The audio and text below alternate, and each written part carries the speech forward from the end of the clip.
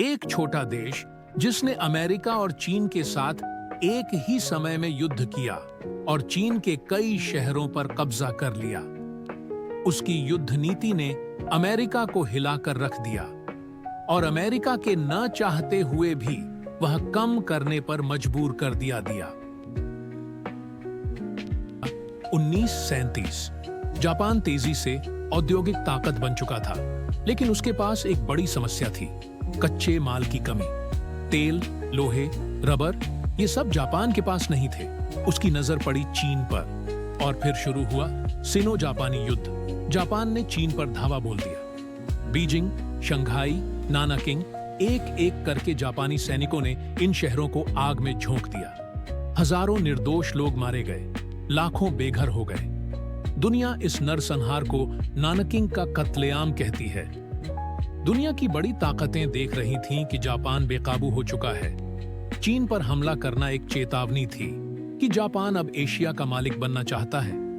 America को डर था, अगर जापान इसी तरह आगे बढ़ा तो पूरा प्रशांत महासागर उसके कब्जे में होगा। इसीलिए अमेरिका ने जापान पर तेल और स्टील की पाबंदी लगा दी। लेकिन यही पाबंदी जापान के लिए जंग का ऐलान बन गई।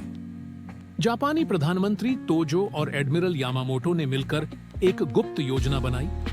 उनका मानना था, अगर अमेरिका को शुरू में ही इतना बड़ा झटका दिया जाए कि उसकी नौसेना टूट जाए, तो जापान पूरे एशिया में आसानी से कब्जा जमा लेगा। टारगेट चुना गया हवाई द्वीप का पर्ल हार्बर, जहां अमेरिका का सबसे बड़ा नौसेना बेस था। 7 दिसंबर 1941 सुबह 7:55 जापानी विमानों का झुंड आसमान से काला साया बनकर उतरा। टॉर्पीडो, बम और गोलियों की बरसात। अमेरिकी युद्धपोत USS Arizona, USS Oklahoma, USS West Virginia धुएं और आग में बदल गए। 2 घंटे के भीतर 2400 से ज्यादा अमेरिकी सैनिक मारे गए। सैकड़ों जहाज और लड़ाकू विमान तबाह हो गए। पूरा अमेरिका स्तब्ध रह गए। जापान ने सोचा अब अमेरिका पीछे हट जाएगा, लेकिन हुआ इसका उल्टा। 8 दिसंबर 1941 को अमेरिका ने आधिकारिक तौर पर जापान पर युद्ध की घोषणा कर दी और यही घटना बनी द्वितीय विश्व युद्ध का निर्णायक मोड़। जापान का चीन पर हमला, फिर पर्ल हार्बर पर बमबारी। दोनों ने मिलकर पूरी दुनिया को एक भीषण युद्ध में झोंक दिया। पर्ल हार्बर सिर्फ एक हमला नहीं था, ये वो आग थी जिसने पूरी दुनिया को जला डाला।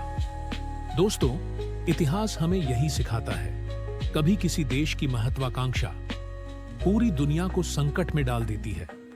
पर्ल हार्बर की गूंज आज भी सुनाई देती है और हमें याद दिलाती है कि युद्ध में कोई विजेता नहीं होता, सिर्फ हजारों निर्दोष जानें तबाह हो जाती हैं।